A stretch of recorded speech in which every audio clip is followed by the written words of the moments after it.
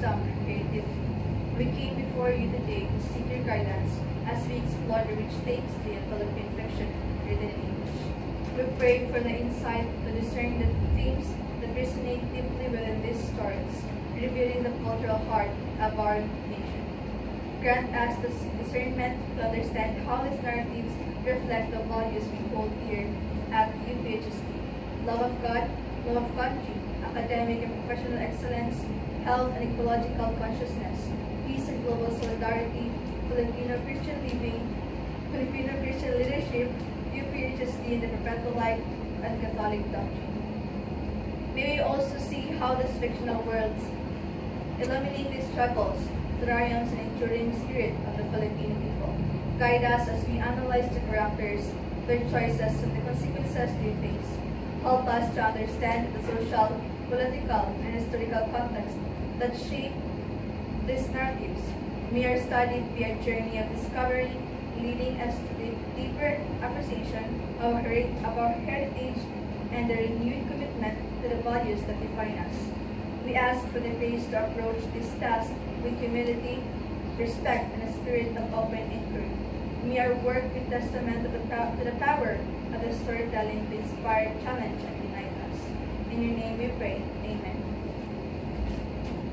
Our Mother, God of love, pray for us, forever. Amen.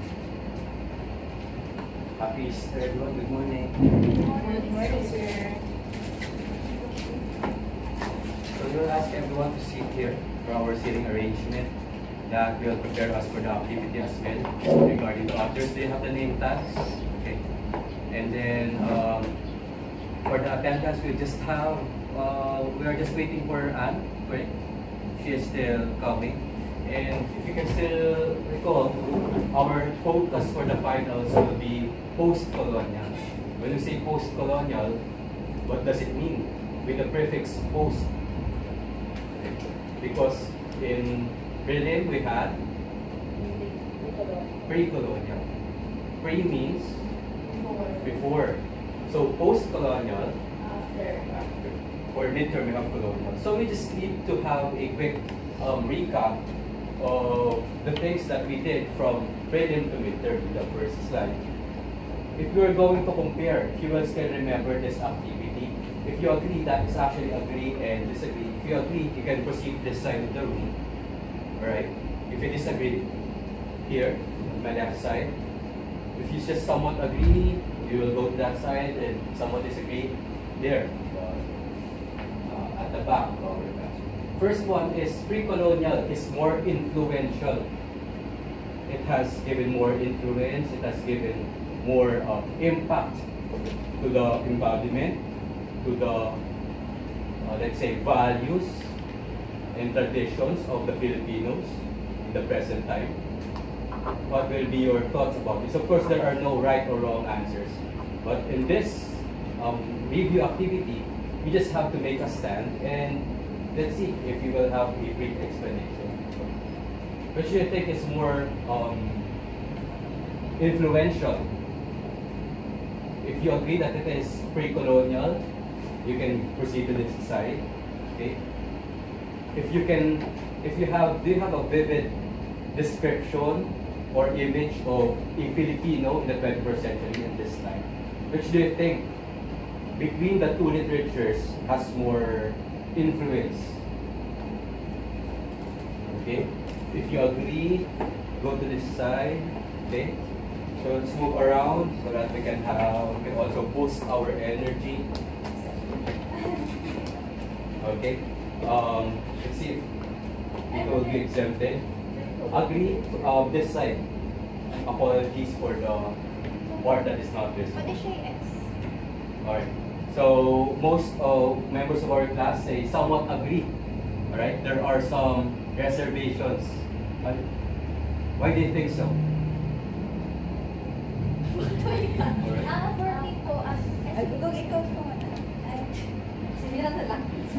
For me po, based sa mga tinakal po natin about sa Picolonia,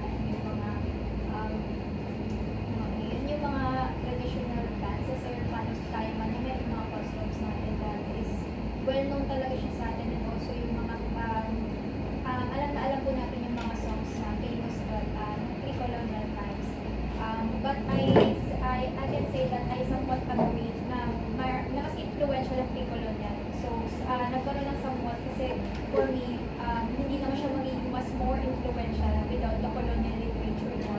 parang dumagdag na kasi yung colonial times sa pre-colonial. So parang together,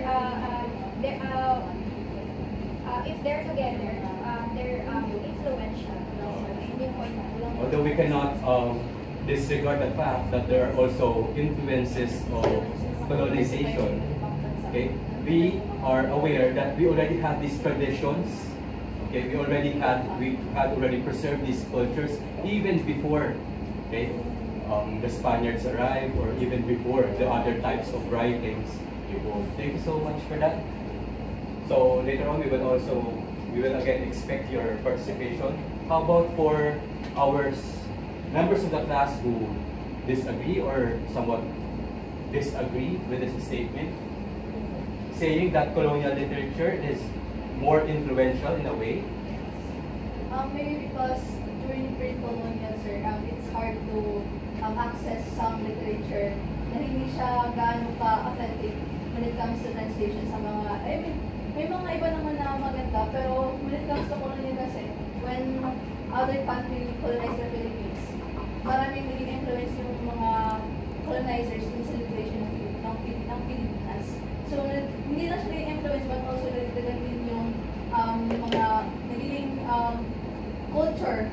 Isa din yung mga na nagawa na yung mga moro-moro, mga Odavil. So yun, naging isang parang palatandaan na mas influential talaga yung during colonial literature. Became truly influential. As one of the greatest influences is the presence of the religion. Okay, so there are different impacts, different additions. We call it the enriched culture. In pre-colonial, we already had this culture, but you also stated that we can remember. We discussed that most of these are communal, with no exact author. Most of these are oral, right, and have not been transcribed or recorded properly. So we can also argue that colonial literature has been influential in that sense. We can proceed to the second item. Since we can't say majority, all the members of our class are female, this is a good question. How about women portrayal when it comes to women empowerment? Which of the two literatures, pre-colonial or colonial literature, showed a more empowered portrayal for women, or image of women? Okay, you can also have citations of works, books, or novels written during these times. We are aware of the fact that there have been deprivations, limitations for women, not only in the Philippines, when it comes to their rights, when it comes to opportunities. But when it comes to the writings during the literature during pre-colonial, you agree, if you are in this side, you agree that pre-colonial provided a more empowered picture of women. You can talk to your classmates having the same opinion, so that we can come up with a satisfactory explanation, a solid explanation.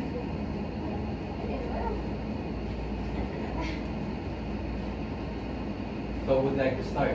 Pre-colonial provided a more empowered image of women. Okay? Or when it comes to women empowerment, it is colonial literature. Which one? Would you like to start? Why agree that pre-colonial? That women became more empowered during pre-colonial times, or in pre-colonial literature.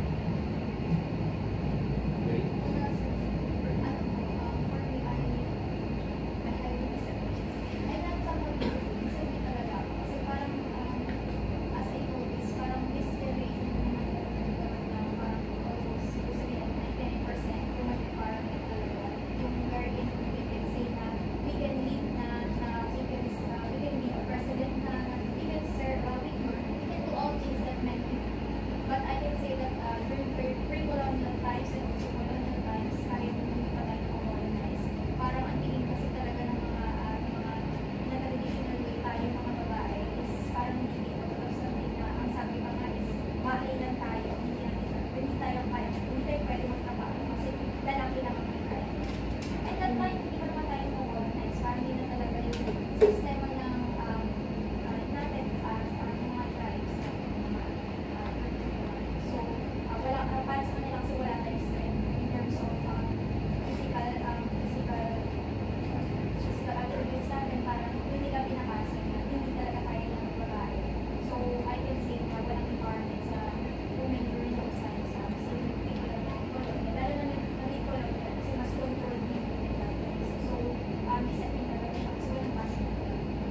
How about those who agree?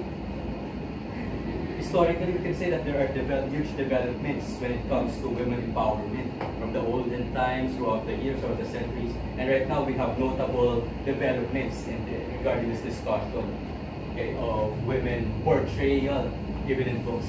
Why agree? Why do you think that women has also been empowered in pre-colonial writings or pieces of literature? So for me, sir, I'm reflecting this based on what I read in Madame Clara Nicara. So during the pre-colonial, the women Filipino are very strong when it comes to, syempre yung sinabi nga ni Shina sa bahay na, yung parang may ganun talaga silang attitude na parang strong woman independent. But when it comes to colonial, sir, nagkaroon ng limitations yung mga babae. Hindi sila rin hayaan mag-aral, and parang ang inaaral lang nila is yung puro mga prayers like kay Madame Clara. But okay naman si Maria Clara kasi nga naging standard siya sa mga babae. However, sir, kaya nasasabi ko kung naging colonial siya, it's because naging reflect din yun sa pagiging pagrebelde ng mga Indio, ng mga Pilipino sa Spanish. Kasi kaya nagkaroon ng yung sinasabi nilang tulisan, yung maraming kwento yun. So yun kasi kahit yung mga babae naghahawak ng armas just to serve the right and justice of every Filipino. Even in the books in the revolutionary period, the novels that were written revolutionary, it showed the hardship, right, the struggles, okay, the deprivations and discrimination that was being faced by women during the Spanish occupation. Yeah, you could actually still have the third one, but we can already jump. We can go back to our original seats. Let's give a round of applause for those sharing. For sure, our other group mates also contributed.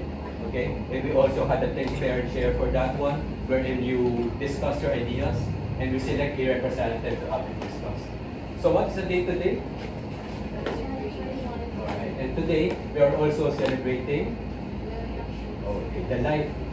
Traditionally, it is April 23 when we celebrated his birthday and death of birth on the same day. That's why we could be wondering, this is Philippine literature, right? But why are we supposed to talk about or to celebrate Shakespeare, right? Do you think there are influences? There's a significance, okay, or implications to the writings of Shakespeare that also influence Filipino writers in English. So we also invited different authors, okay, you are going to represent. 2 weeks ago or 3 weeks ago, it was assigned that you would represent one Filipino author, okay, who wrote short stories or literary pieces using the English language. And for sure, do you think they also have ideas about Shakespeare? They have also been inspired in a way, alright? How relevant is Shakespeare nowadays? Do you have any tangible or obvious relevance or trace of Shakespeare in the present? You have prepared? Do you remember that song? Music? Yeah, it's okay. Or take us out. Are you familiar with this song? Yes.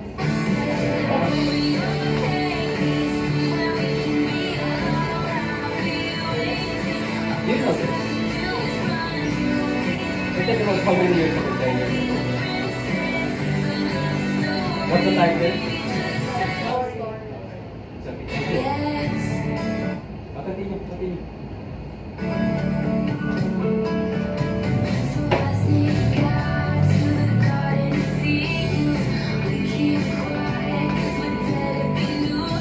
So you're also familiar with the story that is being communicated in the song.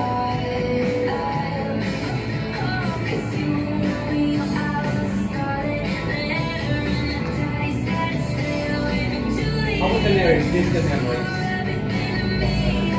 That's one of our favorite songs during our always stop one.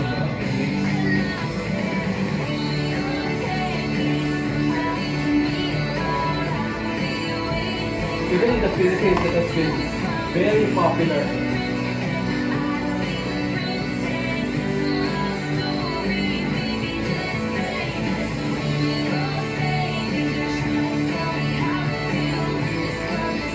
Attention to lyrics.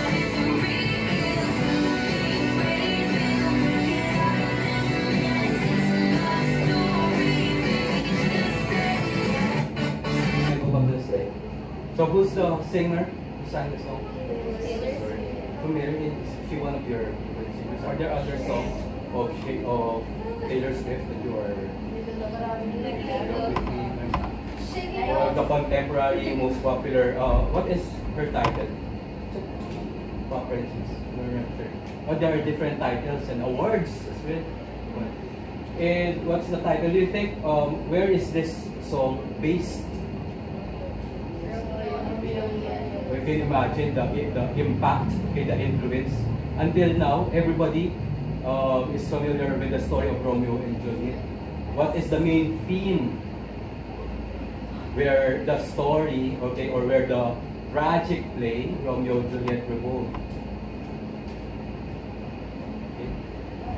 That is still evident, okay, or prevalent in themes in movies, films, or TV dramas nowadays. It's about love. Okay, what kind of love?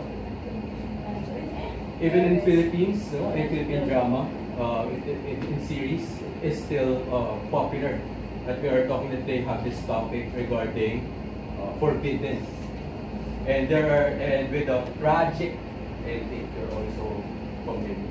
So, what do you think are the characteristics of Shakespeare that influenced writers of different ages? Does it include Filipino writers? So today we will be talking about our main activity. Where this is going to be a talk show, that's why our seats are arranged this way. We invited some of the Filipino authors of short stories written in English. They use the English language when they express their ideas, when they narrated the different events. That's why we are so blessed to have the different authors. So may we have the name of the author and the title of the short story one by one. Okay, you can start from right to left. So, hi everyone. I am, as you can see, Paz Laturena. You can call me Paz. And I am the writer, the author of two of my short stories, which are the Small Key and The Desire. Very good, right? And thank you as well for using English. We all know that the authors that we have here are well versed in English, as they had their literary compositions in English, because we have different audiences as well. We can also face our audience who are watching from the University of Perpetual Health. Okay. Next, our next guest. Thank you for coming. Good morning everyone. Okay, please, I am Manuel Enquilla, and the story I wrote is how Brother Leon broke a wife. Although so the year, if you can still remember the year you wrote this short stories, and you can also have it added. Okay. How about for our third author? For sure, our audience may still remember. Good morning, everyone. I am Rachel Santos. My story, author of the Pinacolada. And one of our latest, one of our most recent literary compositions. Okay, although we're not sure where you are already staying, what are your different events or activities nowadays. Okay. And for our next author, please may the audience hear your name and the title of your short story. So I'm Ronnie Diaz, the author of The Centipede, and it was written in English. Next, Amador, say hi to our audience. So hi everyone, I'm Amador Tapio. I'm the author of The Wedding Dance. Okay. And of course, right after our last author, we will ask you about a summary, okay, or something about your featured short story. So hi everyone, I am Paz Marquez Benitez. I am a short story writer, an educator and an editor, and one of the most short stories I wrote was The Dead Stars and Night in the Hill. And it's also remarkable that we didn't have the description, but we all know that Paz Marquez and all of these authors have been truly remarkable, notable, and influential in the field of writing literary pieces, specifically short stories in English. Okay, so can you tell us something about your story? And for our guests right here, because we don't have the other resources, we can also use the tableaus, or we can select how many members do you want for us to be able to give a picture, a small picture of our short story to our audience. Where are we going to start? Is it okay to have it reversed this time? Okay. Can you tell us something about, of course, everybody knows, for our audience, you can also search about Paz Marquez Benitez and her works. What short story would you like to share with us today, Paz? Am I just going to tell the whole story, so do I need to pick? Yeah, we can have a short summary first and then tableau, or tableau first and then summary. I ask. Sir, we can put it on the summary to them. I think we can have it, we can put them in one. Is that right? Okay. Okay, so I am just going to have the tableau muna, sir, and I'll be telling the summary. I'll also. Sure, go ahead. For Paz Marquez, for our first author, right? Of course, the American colonization, teaching in UP. Can we ask you about what is your favorite scene in one of your short stories? Okay, my favorite scene on. Okay, so I am going to tell you about what I was actually looking into. The story about the Night in the Hill. So the story is about the two friends, Gerardo and Amado. But it is nice if I am going to ask for the two representatives or three, so you guys can better understand the whole story. Okay, that's a good idea. So can I ask Daisybel to act as Gerardo?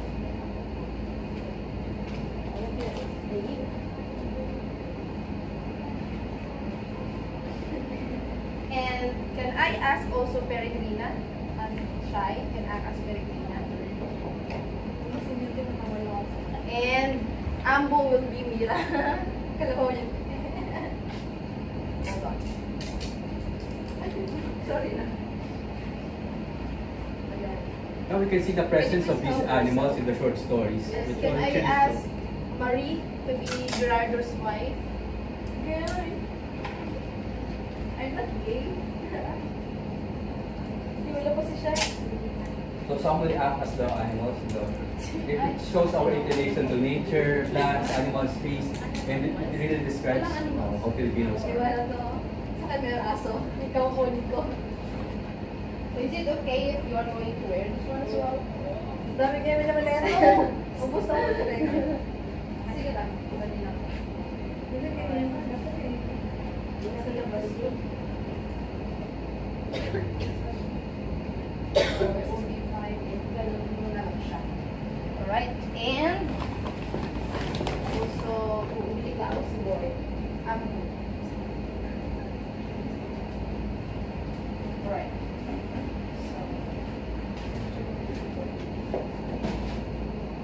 Can I ask the two to go with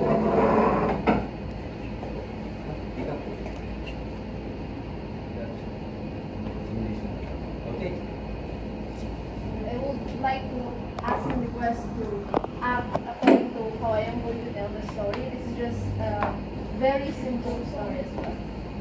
Okay, so Peregrina, tabi mo muna kayo sa akin, sorry. Okay lang siya.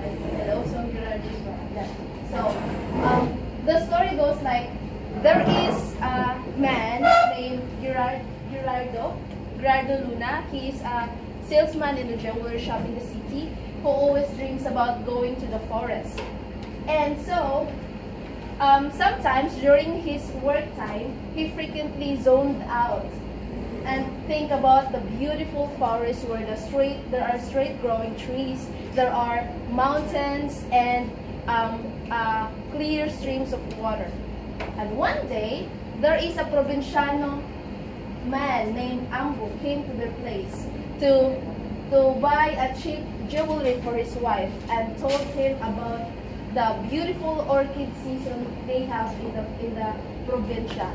So as they were talking, Ambo also told Gerardo about going to the forest and live there for weeks to experience living there in the forest. So after Gerardo heard about this story, he immediately went and see his wife, and told about the conversation he had together with Ambo. But unfortunately, Gerardo's wife did not agree about Gerardo's idea about going to the forest. And so that happens that Gerardo thinks there is no chance of going and seeing a forest. And what happened next is that after Gerardo's wife died,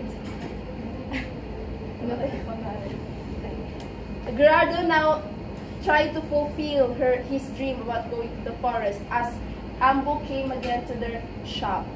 So they talked and planned about going to the forest together. Now, at the noontime, as they set their foot into the forest, Gerardo is feeling so sweat and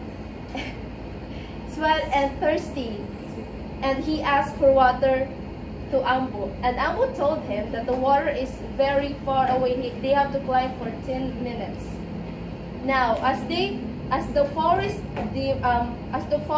went to become as the forest has become dim light, it was nighttime already. Gerardo tried to find himself comfortable in the forest. So he sat down on the trees, on the branches of the trees and the twigs, but find himself uncomfortable there. He is bothered by the strange sound of the forest and the waters in the distance. And so there, as he sat down, he thinks of his wife. He misses his wife so much. And he also thinks of God. And then he realized he could not live his life in the forest. So he went back to their home the next morning. And as he went home, he found Peregrina. He found Peregrina, and then told Peregrina this line. Peregrina, as soon as I get these clothes off, I will ask you a question that is very, very important to me. And so Peregrina smiled eagerly because he thought that Gerardo will be confessing his love towards her. So she smiled eagerly. And then she is uncertain about his face, because she's uncertain about his face. He heard something that is rattling in his hands, and whoever it was, it is the keys that rattled. That's all, and thank you. Alright, let's get a round of applause. It's actually the story giving a cliff-hanging ending. So that is how the story ends. Gerardo went upstairs, and the story just ends like there is a keys rattling hanging in his hand. Okay, Miss Paz, is it like we're not sure what happened in the... Yeah, so... The keys, right? Is it Miss Paz that we're not sure what happened in the ending? What is it really that is crawling in Gerardo's arms? Yes. And is it as you summarize it, or as you have the synopsis, is it about like dreams or having your ambitions, or the long time goal, which is to travel, to stay up in the hill? It is actually, the theme actually focuses on the dreams versus the reality. Yeah, exactly. For sure, there's a powerful message in your short story regarding the achievement of dreams. Okay, if these dreams are really meant for us, if it's really for ourselves, or are we also thinking about the disadvantages? Thank you so much to our first guest, Paz Marquez Benitez, the writer of A Night in the Hill, and of course, Dead Stars in our class. since we are also teaching Philippine literature, we were always discussing the theme of Dexter's, similar to to the stories of Shakespeare, Romeo and Juliet, regarding forbidden love, okay, and the differences, the pressures of societal expectations. For our next author, we'll have Amador, okay. Hi everyone, I'm Amador Davio. So a brief background about me is I was born in the province of Ilocos in the Philippines in 1991. So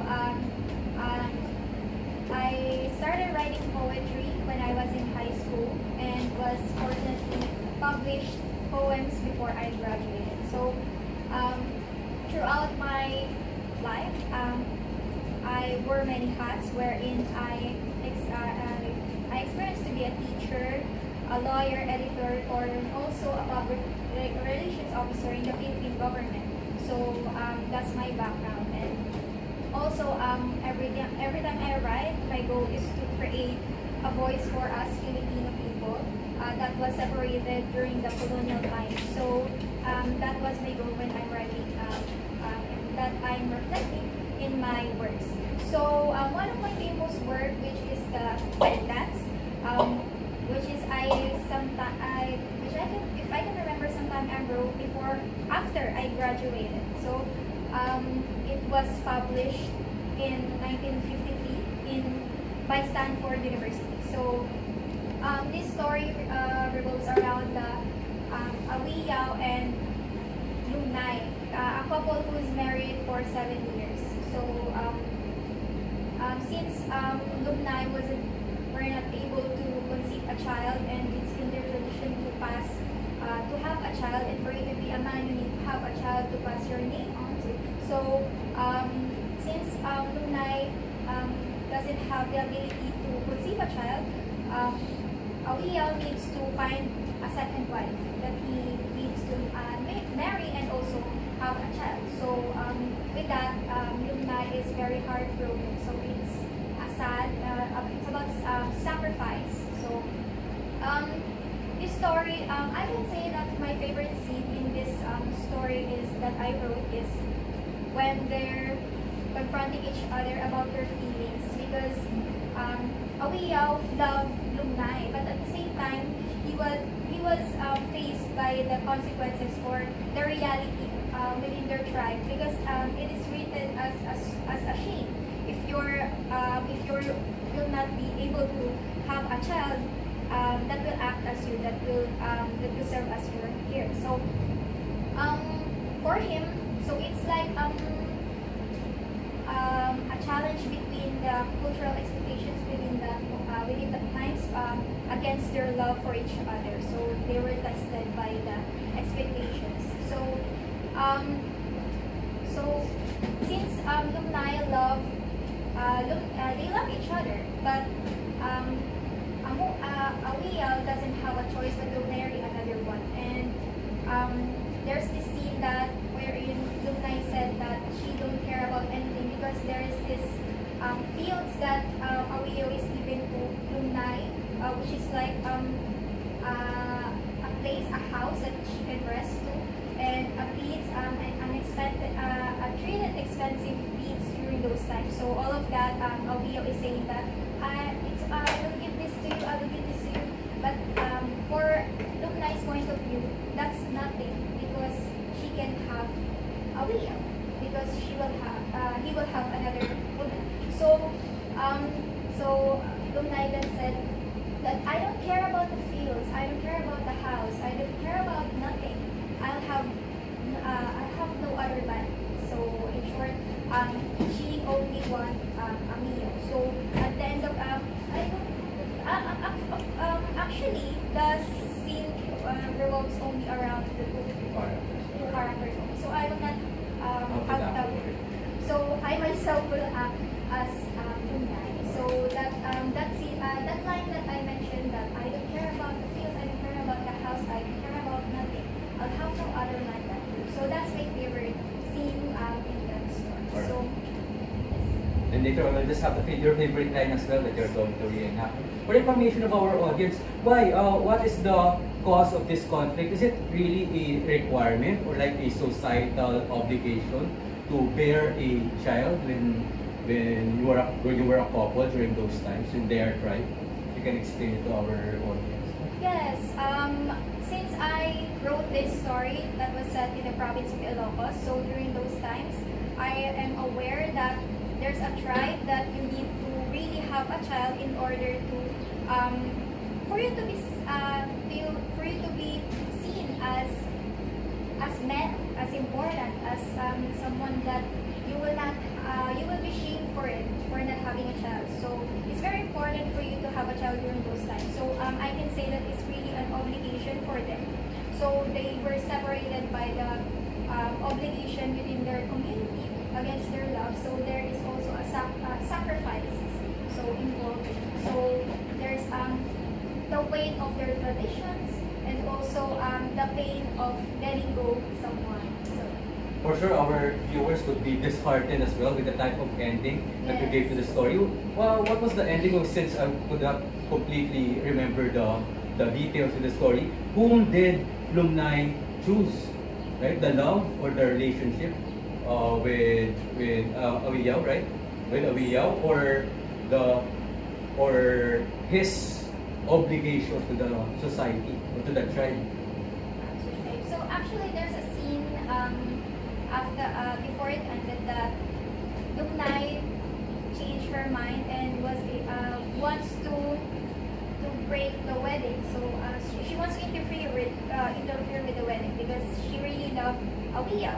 But then at that very moment when she was in front of the wedding dance, because it's in there that's why the title is wedding dance, because during those times that they have this tradition that every wedding all tribes will dance. So it serves as a respect and also acceptance within the tribe. So they will dance. So at that moment, Lumnai changed her mind and decided to just let them marry and let Awiyaw choose his path. So he just at the end, I just let the story end with Lumnai just staring at the wedding dance, just watching them very happy, and while her being sad. So yeah, she for me she decided to go to her parents' family. So I can also say that I can relate this to one of our core values, which is the love of self, family, and neighbor. Because I can say that Lumnai loved herself because she chose herself. She chose not to break her dignity than letting herself to be embarrassed in front of the tribe. So she just decided to go to her parents. So just there let them be happy and while her being sad. So she chose her family and also her neighbor because they let the tradition just go with the flow and not let their love. So let's give a round of applause for Madonna, the writer of the wedding dance. Okay, and for sure, our perpetualites would also appreciate that part on how we can connect these stories that we wrote to the values that they hold dear in their university. Okay, once again, thanks for accepting our invitation for us to be viewed or for you to be guests in our talk show today. Our next author is the one who wrote The Centipede. All right, let's welcome Ronnie Diaz. Good morning, everyone. I am Ronnie Diaz, who wrote The Centipede. So the story involves the two siblings, which is Eddie and his younger sister Delia. So Delia has something wrong. She has his own frustration and insecurities. So because Delia needs those therapies, kung ganun, she became cruel to his brother, to her to her brother Eddie. So one time, she stabbed her his favorite his beloved dog, ni Eddie, which is Siberio.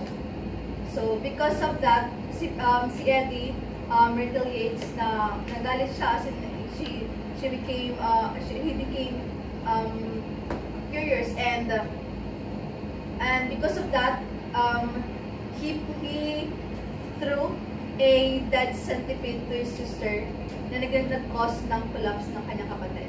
So, after na nag-collapse yung kapatid niya, nung una, tawa. Before that, before he threw the centipede, may parang, may naging, unang emotion siya na parang, yung, nagulat siya na hindi maintindihan, na parang, alam mo yung, takot na takot siya, kasi nga, may like a trauma? Oo, parang ganun po siya. Kasi may illness daw siya sa, kaya kailangan siya ng understanding galing sa brother niya. So, nung pinagisa na siya ng centipede, ng dead centipede, nag-collapse siya. Then, doon lang na-realize ni Ellie na mali yung ginawa niya. Kasi nga, doon niya lang sinabi, napatay yung centipede. Kaya yun, hindi na gumising yung kapatid. And we heard that Ronnie Diaz would also love to share with us a picture, right? Or a tableau of one scene. And for sure, our viewers from Perpetual will appreciate one scene from your short story. Is it okay? So, sir, ba nag-aso? Yeah, of course. Joke lang.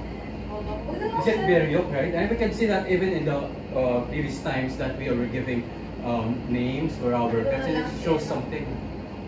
Considering part of something. Delia. Ay, sige. Palit na lang tayo. So this is Delia, the psycho sister. Grabe naman, Eddie. Kuya Eddie, brother. So this is his older sister. Ikaw, si Bita, parang kayo kalate. So ikaw, kayo, parang you act like, galit na galit. Parang gano'n, kasi ginala niya yung gamit mo, or gamit yung belongings. Ginala niya. So, kinurfront mo siya. Wait, how? Hindi siya kasi na-cross. Ay, ganun ka lang. Tapos, ikaw na mo parang galit. Parang antising. Defensive ka ba? Tapos, naka-arm cross ka. Then, si Dalia yung parang galit na galit kasi nga, nasidira ni Eddie yung gamit. So this scene displays the tension between siblings, and Delia is acting like she's very furious for damaging the belongings that belongs to her, and here Eddie is acting defensively, arm crossed, na parang bakit kailangan why do I have to answer questions, ikaw nga hindi mo ayos sa sarili mo. Parang ganun na context. So, yung naman si Beryok, parang she act like an innocence in the background, na parang naguluhan siya na parang hindi. Kasi nga, animal naman. It's a dog, right? It's a dog. Yes, it's a dog. So, nakaganon lang siya, sir. So, nasa background lang siya ng scene nila. Is it really, what's the relationship in your story? What's the relationship of Delia and Eddie? The siblings? Yes, siblings sila. Well, do you usually or frequently experience these conflicts or Yes, misunderstandings? Yes. Is it really normal in in families, especially the Philippines? Sir, sinasakal ko sa ng mga kami. With your sibling? Yeah, with sister? sasagutan ko sa'yo. Alright. Pero hindi na ngayon, sir. Okay. Malayo na kasi ako. It's really something that we can trace from our history, from our culture, that is normally happening. Thank you so much to Ronnie Diaz. It's been a magnificent representation of one scene from the short story in English. Lesson. So we still have other tableau presenters, or we can proceed? Would you like us to proceed to the next part we're in? Is it okay if, for the benefit of our listeners, of our viewers from Perpetual, if we can have one line or some lines from your short stories that have been your favorite, and if you can say it dramatically, like with feelings, okay? And then a brief explanation why it has been a significant line for you as the author.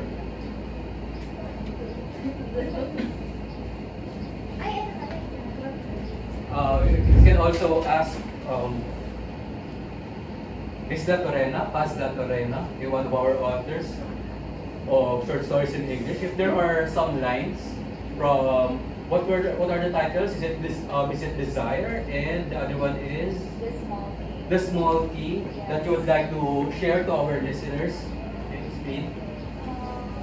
Should I explain the summary or the Sure. It's okay.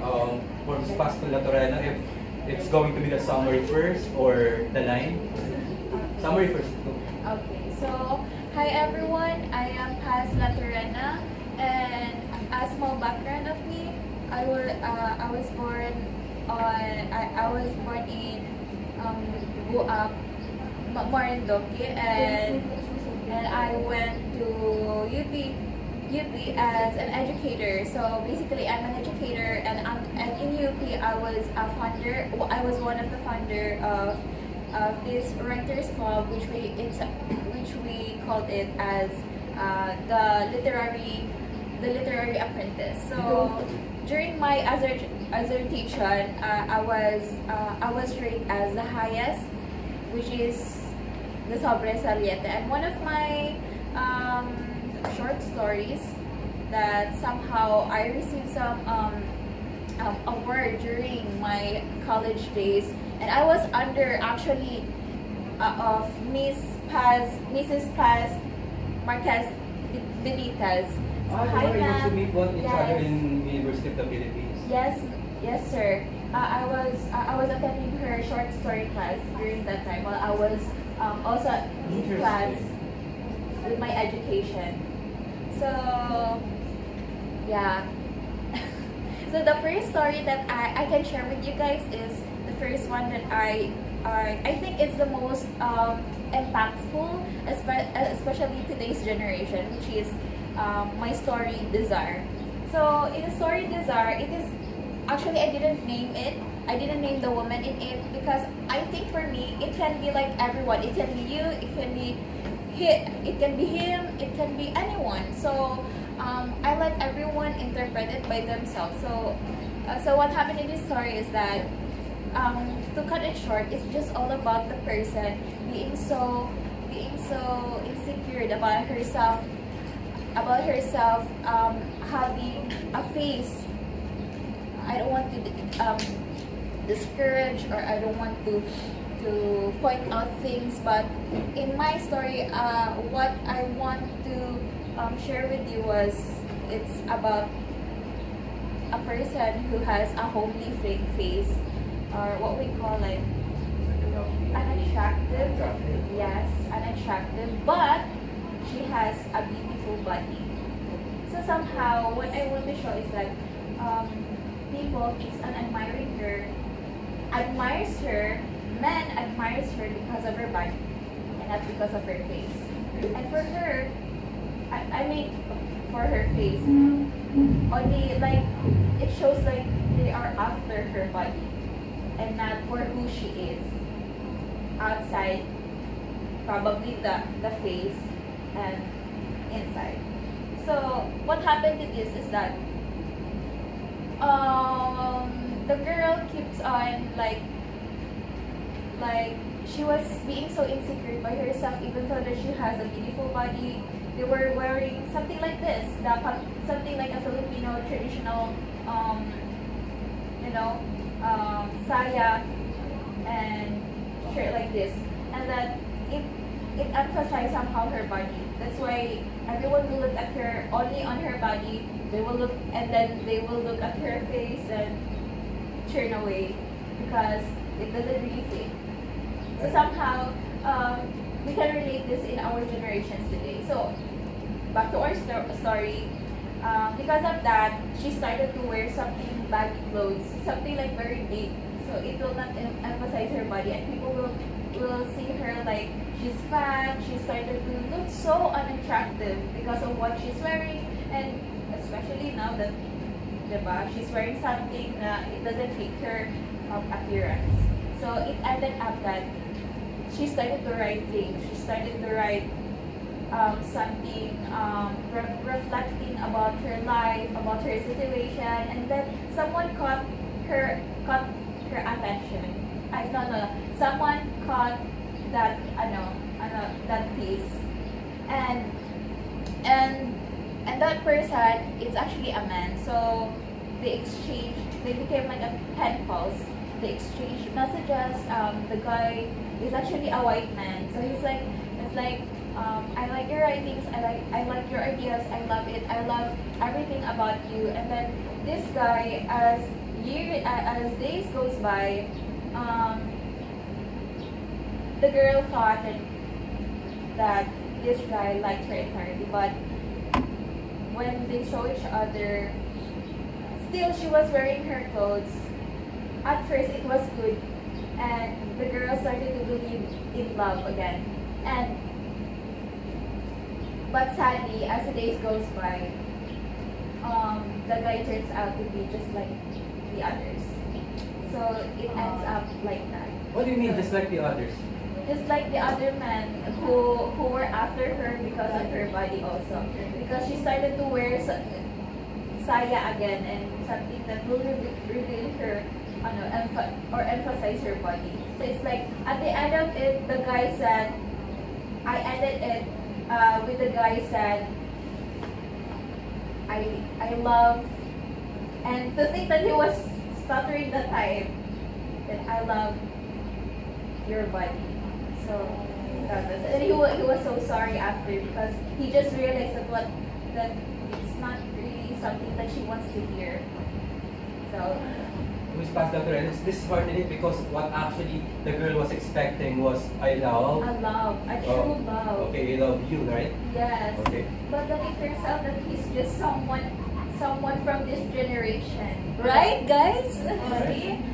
So to think na she was expecting for something else, that maybe that guy loved her for herself, but then it turns out to be just like the others. So disappointing. Now that you witness like the women or the girls in the 21st century, right, 90s, 2000 and all, do you think this is still prevalent and happening when it comes to when you have this challenge of having an attractive face but beautiful body?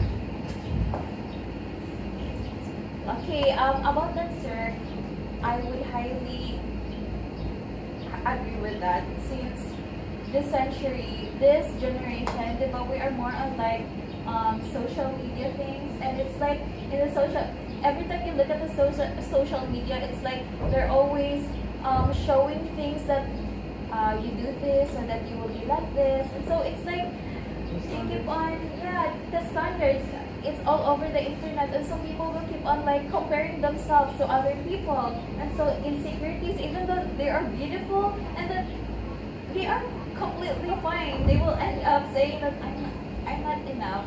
So it's the same as her, like even though that I do really believe that face doesn't define her, it doesn't matter at all, but face is always good. yeah, but for me, what is like, I know it's cliche, I know it's cringe to hear it, but I do think the heart really matters. Yes. See me.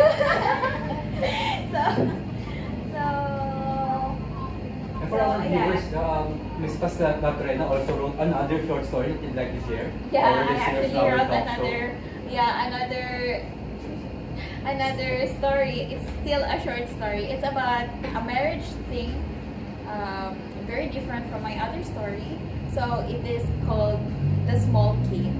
So this is actually a very sentimental story for me, because it it has a really great, for me lang ha, since I was the one who wrote it, so it's like I'm giving it like a lot of symbolism. So to cut it short, so the story is all about Soledad, the wife, and Pedro Mabuhay. He is the husband, and I'll say first that this.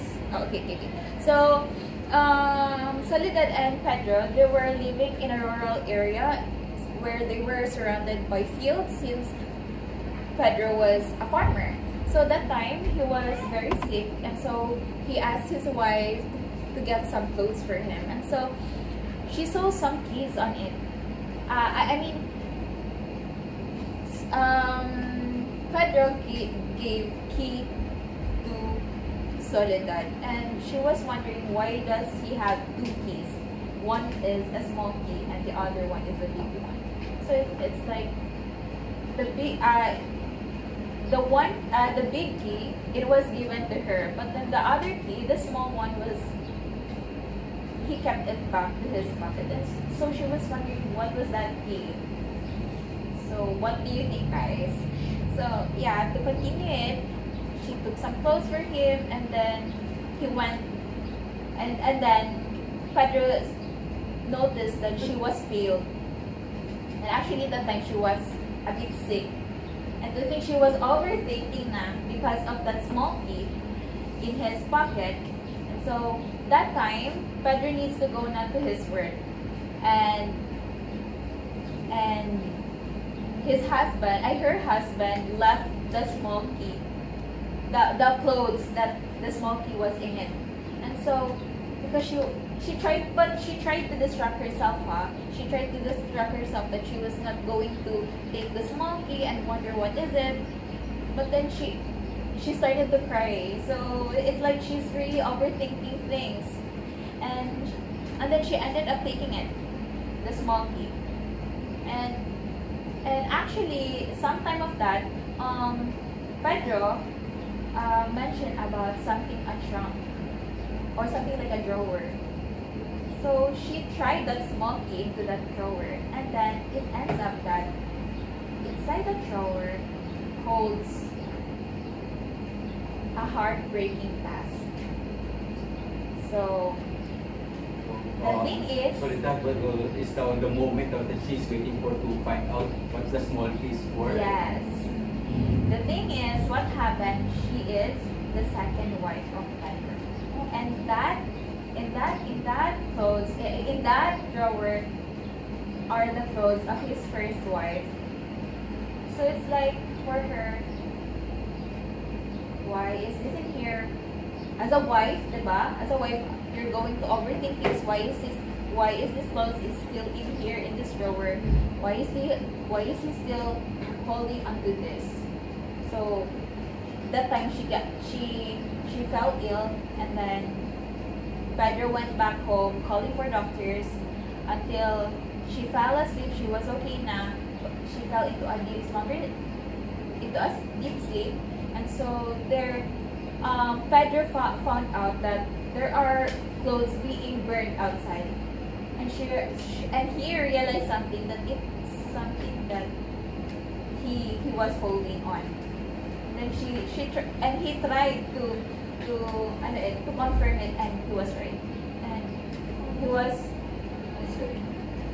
wasn't talking that time to the doctor. He was feeling guilty. He was feeling angry. So it ends up with that scene where Pedro was being silent, even though that there's a conflict between them. It's like an emotional distance between the wife and husband. Okay. Is it like Soledad burned the clothes of the? Yes, actually that's the thing. Soledad, because of her anger, she burned the clothes. For the enlightenment of our audience, it's like, where is the first wife of Pedro already? Actually, the first wife of Pedro, I didn't actually mention it there, but somehow I want the viewers, I want the readers to think for themselves or interpret it by themselves what happened to the wife. But probably it could be like the first wife died, or that the first wife left him. So I'm letting the readers have their own interpretations of it. In our next segment, Miss Paz Latorena will also give her messages, okay, to our perpetual viewers. Thank you so much. Let's give a big hand for Paz Latorena, one of the prominent short story writers in English. Of course, as important figure or notable figure in Philippine literature.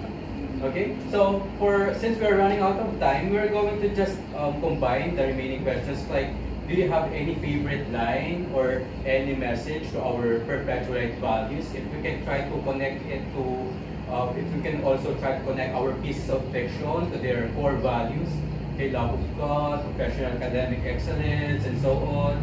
Is it okay if we're going to have some volunteers? Who among our invited short story writers in English from the Philippines would like to start? Okay. Good morning, everyone. The story talks about it depicts how Filipino culture in rural and institution settings. So it talks about how Maria adopts the traditions of Leon and her brother Baldo in the countrysides. It shows love of country for the implications values. In that way, they depicted that whenever you are, there's a reason that you must respect the culture and the values of each other's countries. Alright. So for our author, thank you for being here, Manuel Ardigan. Can you just depict or show us one of your favorite scene from the So my favorite scene in the story is that how Maria and Leon came to the bank, the Carabao, when Baldo asked by his father to sunduin niya yung si Maria and yung si Leon. Parang there's brother Leon, Maria, and there's Labang, and then the Baldo. Is it okay if we can just have that for our listeners? Okay, if we can have that scene, picture of that scene, wherein there is a fetching, right? They try to fetch the new girlfriend. So when I call Rachel to act as Leon and Marie as Maria.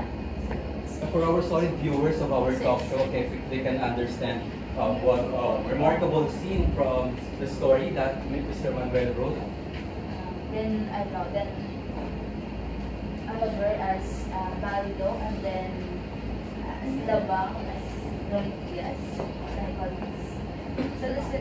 So the settings here is that there's Labang, and then there's Baldo who is riding the Labang, and then this is Leon, and this is Maria. So the situation is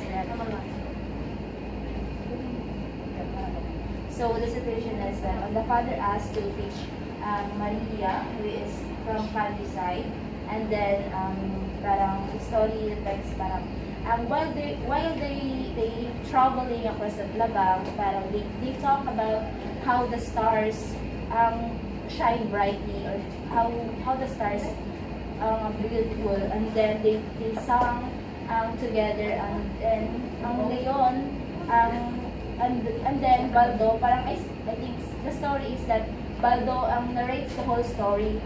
It talks about it roundly of how Baldo narrates the stories of Leon and Maria.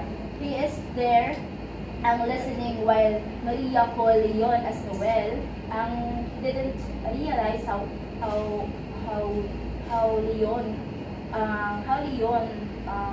naging Noel. So parang binaliktad ng movie, parang like that. And then Maria, kasi yung Maria, when Baldo thinks that she called Maria as a beautiful young woman.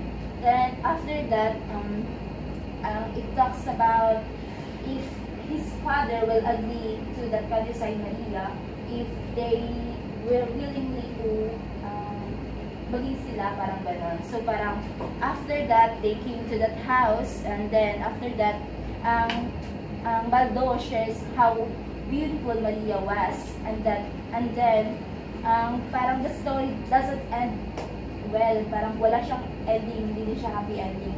Parang inano niya lang na kung ano yung perspective ni Baldo or kung ano yung perspective ng father niya kay Maria.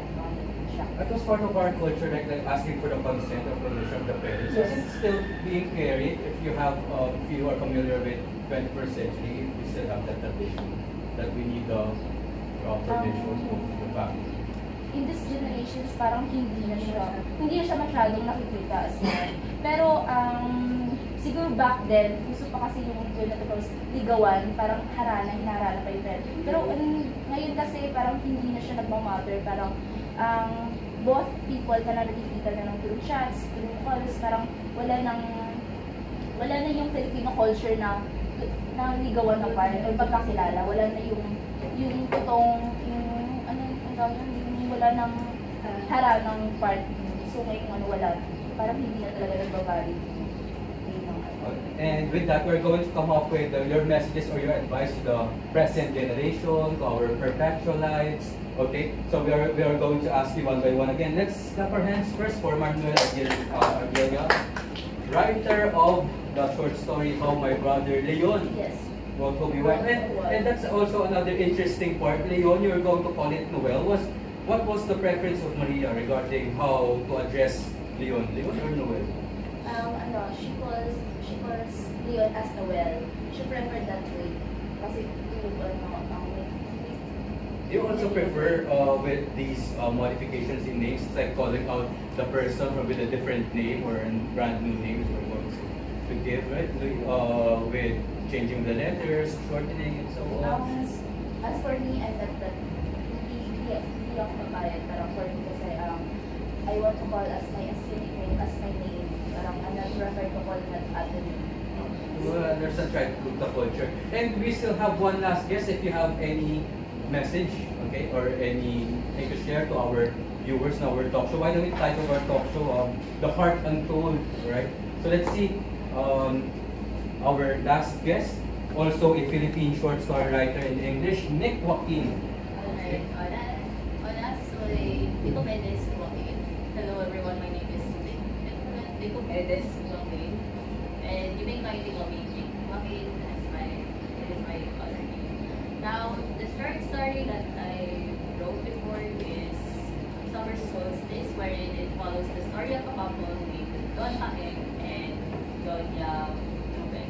Now, dating back from a family gathering wherein they watched the Tantalin Festival, wherein it is a fertility festival wherein the women are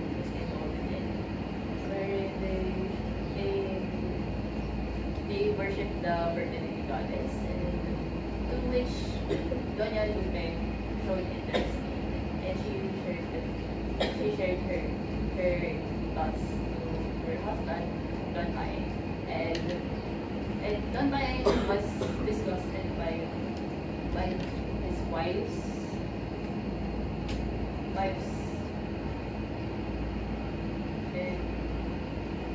interest in the fertility festival and shamed her for it.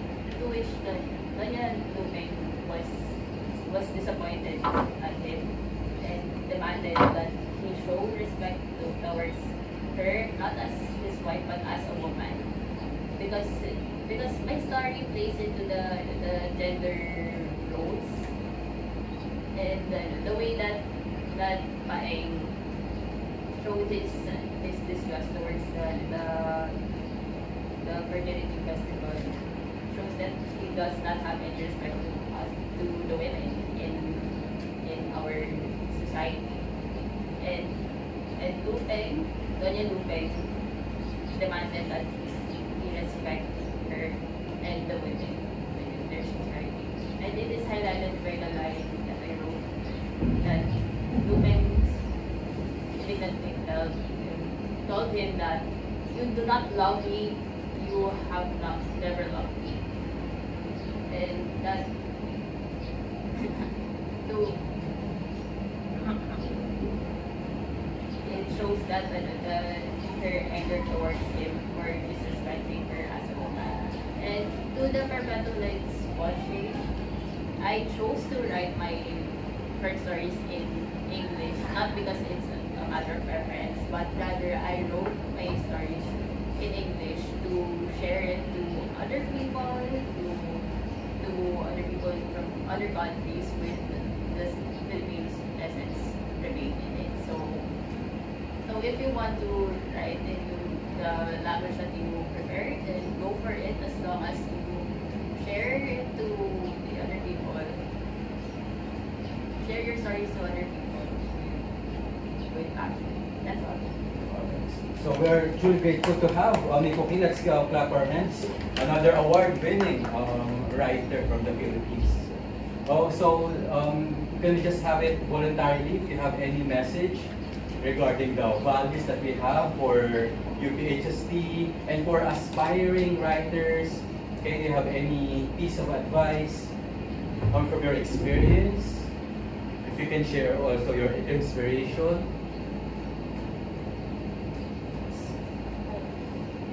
Okay. If Manuel Arguilla. Yes, for the aspirant writers, write what you know, but never stop exploring the world. Because even though the footprint dust can tell a story. That's a beautiful message from for future writers, okay? Of course, our students, our listeners here, who always watch our talk show, who would like to write or to come up with their own stories as well, if it's going to be a language of preference or a style, okay? How about for UPHSD in the previous slide? For our viewers from Perpetual, with their core values that they are observing in their university campuses. So we'll have Ronnie Diaz. Okay, from Ronnie Diaz, Sir Ronnie Diaz, what's your message to our dear Perpetualites who are watching this? So first, it is important to love yourself and your family because it is the first. They're the first people who supported you whenever you need someone to talk to, and the second one is to have a Filipino Christian leadership, which it leads you to a good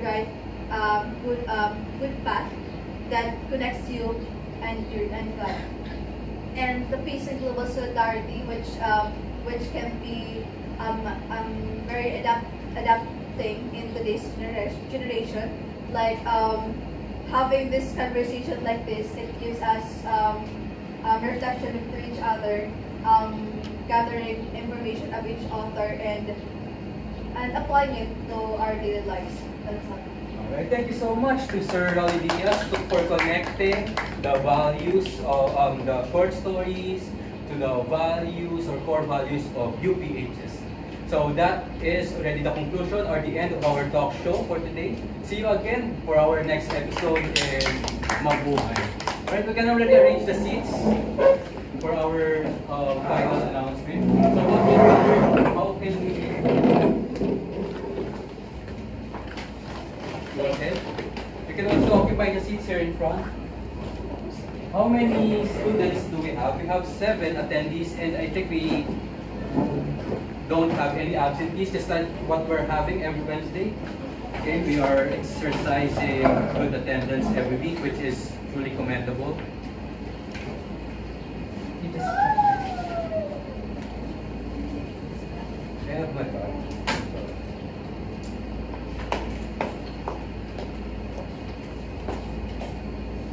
To wrap things up, since we have 7 members of the class, how many letters are here for fiction? 7. So can you just give, if we can write an definition of fiction? What is the description? What can we say about Philippine fictions written in English? Starting with these initial letters. If you can provide even a short sentence or phrase. one by one, and this is going to serve as our exit ticket. It's going to be a requirement. Okay, so you can, if you already have an idea, you can choose any letter, one per student, go to the board, and describe Philippine fiction in your own. Okay, any description, okay, any relatable definition. I'm not sure if this is also working. Can you also check this out? And we will tell you so much. Culture, that's correct. Is it okay if we're going to request just like more than 2 words? Right. So we can come up with phrases instead. And we can have a more vivid description. After the closing prayer, please also stay so that we can have the final announcements. So I guess we will not be meeting again for 2 weeks.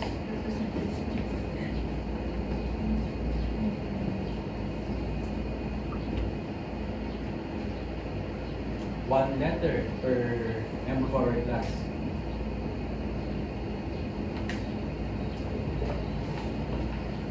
It's going to be a challenge to expand our answers. We can add a few more words.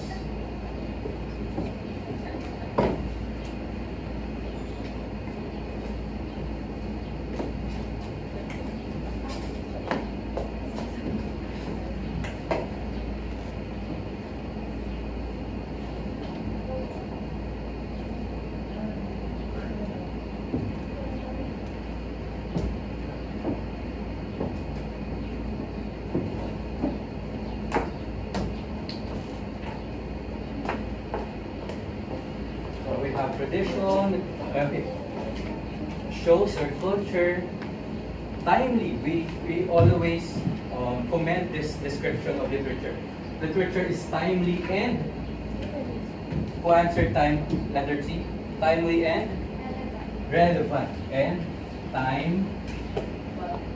time-bound and timeless. So this is another beautiful description of literature. So always timely, it's always timeless. It doesn't matter if it's 1945, post-war, 1954. Can we still always relate to these pieces of fiction as we read them, no matter what generation, what year, or what century we have experienced reading them. Okay, Nika, can you still have the presentation for because our first asynchronous activity will also be an acrostic poem. Okay, there was a writer of an acrostic poem during the martial law period. You still remember we are having post-colonial for finals. And that will be the assignment to write an acrostic poetry as well about a political figure. If you can facilitate so that we can have an idea of the asynchronous task.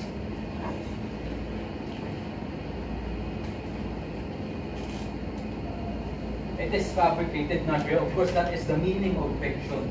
Okay, but why are we still studying? You will also encounter this question when you teach literature. Why are we studying these? What are the values that we can learn from studying these pieces of literature?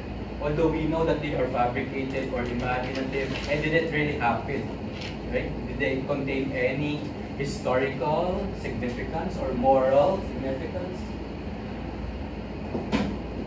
Who answered that, Mercy? Okay, cultural representation, okay, represents our culture, our undying culture that we're also trying to improve, to preserve and to enhance.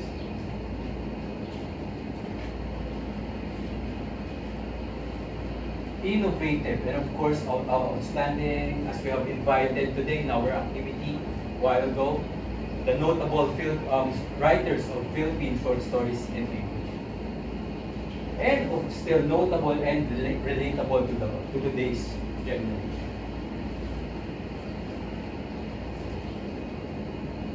So hopefully you are able to relate and to learn from our discussion today. So have any questions? I think next week you just informed me that there will be no classes. Also education week, is that going to be final and formally announced? Please just reach me out and wait for the announcements in campus.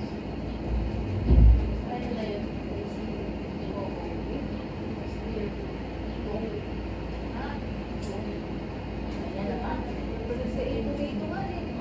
for our next face-to-face, actually we're thinking of an art activity wherein we're just going to exercise or demonstrate our art skills, drawing, especially for Anne. However, we're not sure if it's just going to be 2 weeks from now because of the adjustment if necessary next week.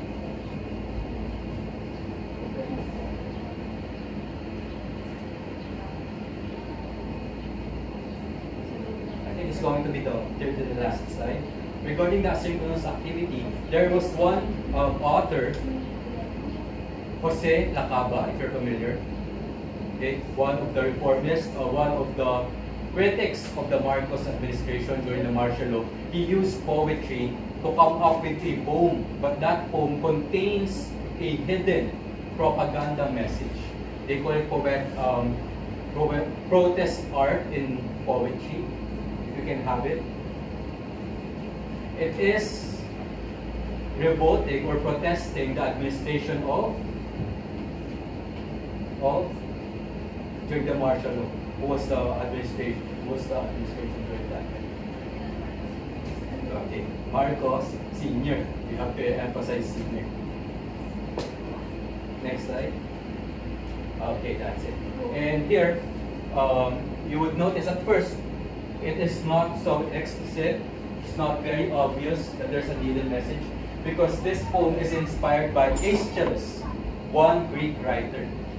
So what we're going to do is we're going to look for one Greek writer as well and copy the style.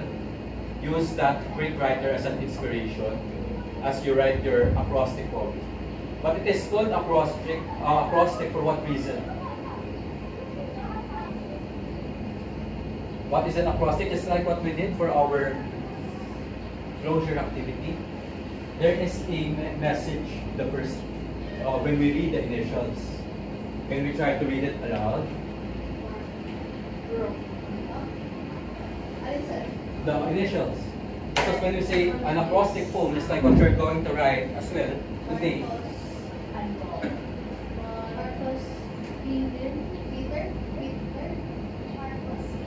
Very close, go ahead. Marcos Hitler It's hard to read, you can start. Read it for the class. Marcos Hitler,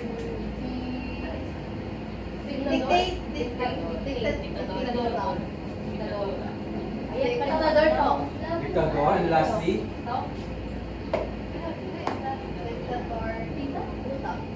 that's it. Okay. So read it completely. If you can already read it clearly. Marcos Hitler, There was also imprisonment. There was a hidden message. This is called protest poetry art. Okay, by Jose Lacaba. His brother was also killed. Okay, during as being part of the NPA during that time. And this was one of the reasons he was also imprisoned. Okay, during the Marcos period. And this is what you're going to write. You're also going to write a poetry, an acrostic poem about any political figure in the Philippines. Any politicians, whom would you like to be the subject of your poem? Okay? And it is written with the style of Greek literature, okay, about Aeschylus. If we're going to post a clearer copy and canvas. But there is a hidden message as well in the beginning. Okay? Addressed to any of our Filipino politicians in the present. Alright? A politician. However, while we are not requiring you to be, for it to be a protest, okay, it can just be any hidden message about a Filipino political figure. Okay? In Greek literature style or poem. Alright, as we enter martial law. And for the other asynchronous tasks, just always check the announcements in Canvas if we will not be having meetings next week. For sure, we're just going to assign some simple tasks just like this. The deadline for this task can be this week. Okay, you can use the other generative tools to help you with this. Alright? So, for our closing prayer. Does it have to be Rhyming, that's another question. Is going to be free verse or not? It will be copied to the it is copied or patterned to your model Greek writer. Okay, so you should write like a Greek writer during that time. Okay, so just like in this example, Jose Lacaba used the style of Aeschylus, okay, a Greek tragedian. So the complete instructions will be posted in Canvas. Inspired by a Greek writer, write an acrostic poem, okay, about any political figure in the Philippines. Okay? So it should be acrostic where there's a meaning. We'll have the closing prayer now, and if I think you still have questions, you can just send your messages in MSTs for clarification.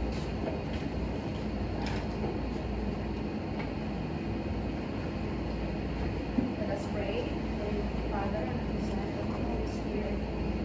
Heavenly Father, as we conclude our exploration of the Philippine fiction, we thank you for the wisdom and insights you have bestowed upon us. We are grateful for the stories that we have enriched our understanding of our culture and spirit. We ask for your continued guidance as we carry forward the lessons learned from these narratives.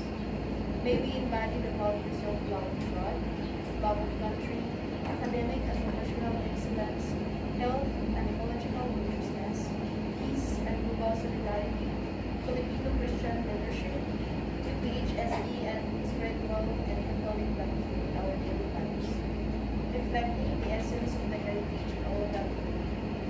Help us to be the bearers of your light, sharing the beauty of our stories with others, and fostering a deeper appreciation of our identity. May the knowledge gained inspire us to contribute positively to our communities and the world around us. We commit our hearts and minds to you as we move forward, seeking to uplift and unite through the power of spiritual unity. Thank you for your unwavering presence in our journey. In your holy name we pray. Amen. Our Mother of God, pray for us, cities and hearts forever. Amen. Okay. Thank you so much. Bye.